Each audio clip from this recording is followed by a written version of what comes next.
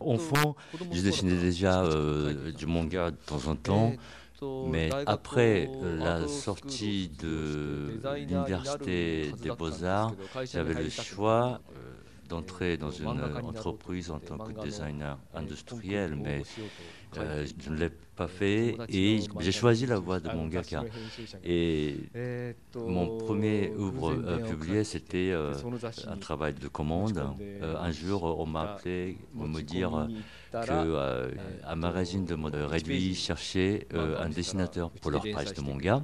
Et comme ça, j'ai fait mon premier manga en tant que professionnel. J'ai eu de la chance. Comment vous êtes-vous spécialisé dans les mangas sur l'aviation? Alors, avant, je faisais plutôt mes mangas dans le registre science-fiction, mais ça se passait quand même pendant la Deuxième Guerre mondiale. Mais comme c'était un magazine de mode réduit qui m'a demandé de dessiner mes premiers mangas, j'ai simplement choisi les avions. J'ai accumulé mes expériences avec ce magazine et je finis par être un dessinateur de manga de l'aviation un peu avec un hasard. Pourquoi avez-vous choisi spécialement la Seconde Guerre mondiale plutôt qu'une autre? C'est mes parents qui ont connu cette guerre et ils me racontaient leurs anecdotes vécues réellement.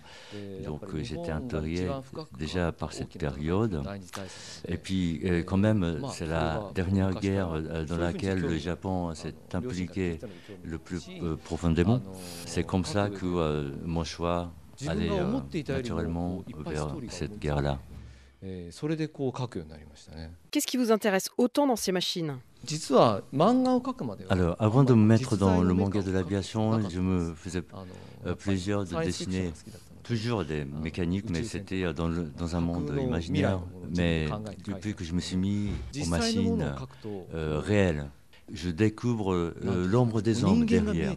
Plus j'apprends des choses sur l'histoire d'un mécanisme, plus je comprends comment ces hommes-là, ces ingénieurs-là, ont réfléchi, ont conçu. Ça, c'est ce qui est passionnant.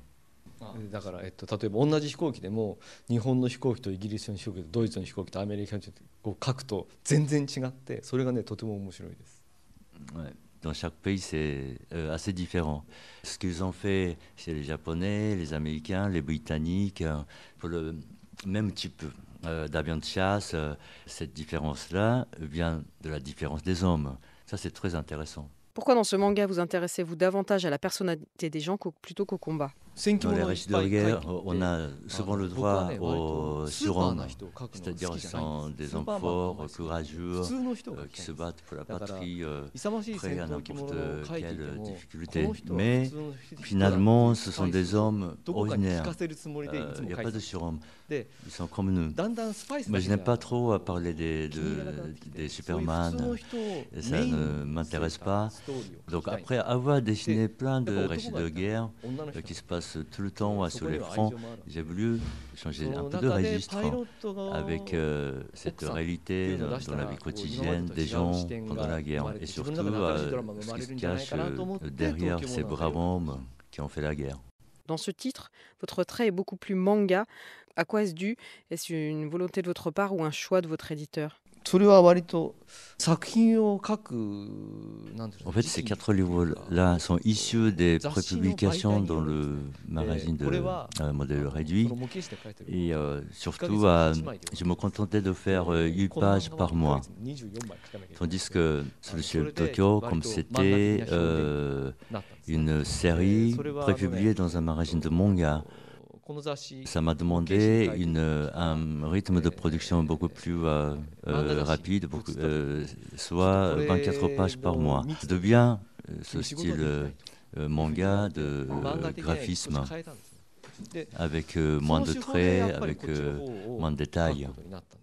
まあそういう意味ではこっちの方が絵的にはとっつきやすいかなという日本人にはね気はしてますけど。